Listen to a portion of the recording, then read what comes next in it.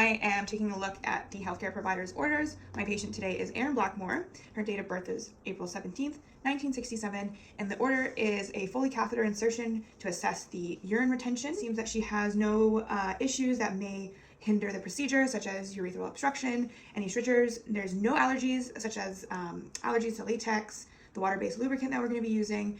And when I go in there, I'm going to assess her level of consciousness, make sure she's good to go, also check her understanding of the procedure, and assess her cooperation. Knock, knock, knock. Hello there. How are we today? I'm okay, thank you. Good. My name is Natalie. I'll be your nurse today. And I'm just going to pull the curtain because we are going to do a catheterization, okay? May I please get your date of birth and also your first and last name? Erin Blackmore, April 17th, 1967. Great, that sounds good. Except we are going to do a catheterization today. What that is we are going to insert a catheter, it's called, into your urethra. It might be a little bit uncomfortable, but I promise you I'll do my very best to minimize any kind of discomfort. Do you have any questions about the actual procedure? No, I don't think so.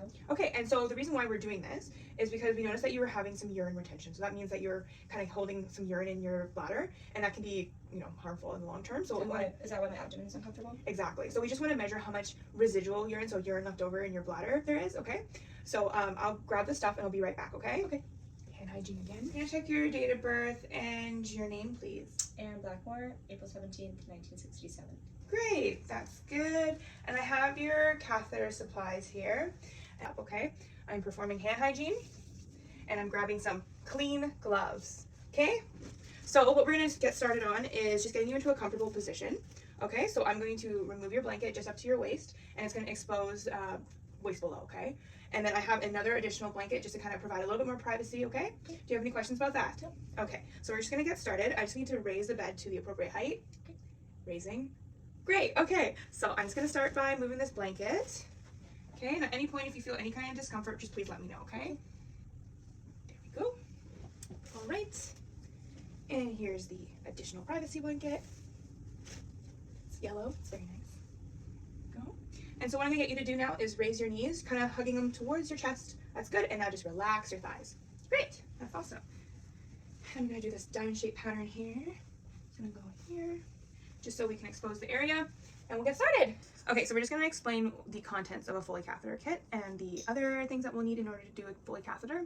So in the previous section, we saw that Erin was laying on a one of these soaker pads, just in case, and then I also put a bath blanket or a privacy blanket on her. It was yellow in color. Additional things that we need in our kit to do our catheterization is the actual catheterization kit, which is sterile. Then we have a catheter. In this case, it is a Foley catheter. It's a two-way, and it's 12 French. We have our sterile gloves. We also have our healthcare provider order, just in case, to cross-check with our patient. And then we have a water basin to do pericare afterwards. Okay, so before we start opening the catheter kit, I'm going to remove my clean gloves and throw them in the trash, which I do have right here, and it is lined. So what we're gonna do is take all of the cotton balls that we use to clean the area and throw them into here. So I've removed my clean gloves. I'm doing hand hygiene again, and then I'm going to move to the kit here. So we have our sterile gloves, our catheter, and our catheter kit. I'm just gonna move this. This is not open. Okay, so I'm opening up the package, doing my best to keep everything as sterile as possible. Garbage. And we're just gonna take the corners of the kit and open it up. There we go. Again, touching the same area. Okay, and then before we start putting on the sterile gloves, I'm going to just take the pad here, shiny side down, 1-inch corner, and open it up. And with the patient lying down, I'm gonna ask her to just lift her bottom up and I'm gonna slide it underneath her. Great. Okay, so now I'm gonna move to putting on the sterile gloves. And in doing so, I gotta do my very, very best to not try to contaminate the gloves. And to do that, I'm gonna take the corner of the packaging and open it that way. And take the corner again, take the corner again, and here we go. Okay, so the outside of the glove is considered sterile, so we wanna make sure that we're not touching that with our bare hands. And so what I'm gonna do is I'm gonna take the 1-inch cuff here and use that to slide my hand into the glove. And I'm gonna fold over my thumb just to make it a little bit easier.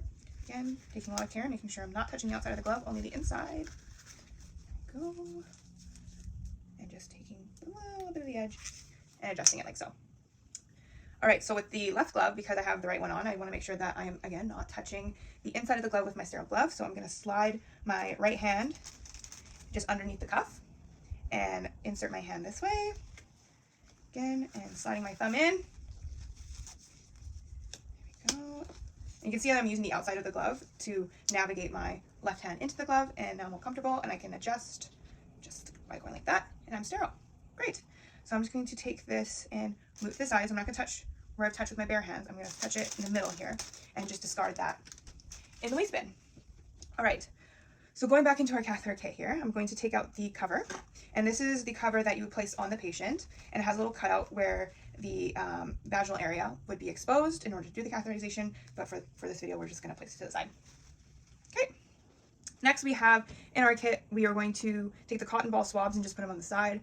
Again, these are sterile fields, so it's okay. This is just a additional garbage bag for the swabs, but we already have a garbage bin here, so that's fine.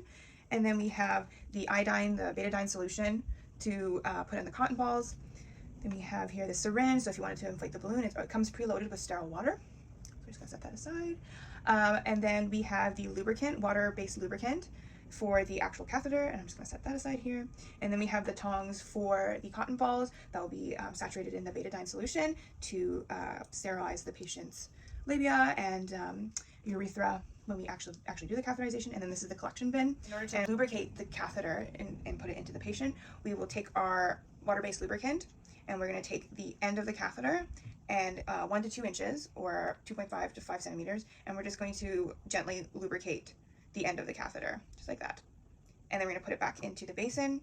We can discard our lubricant in our bin, and then next we would sterilize the patient with the cotton swabs and bring the catheter to the patient and insert it.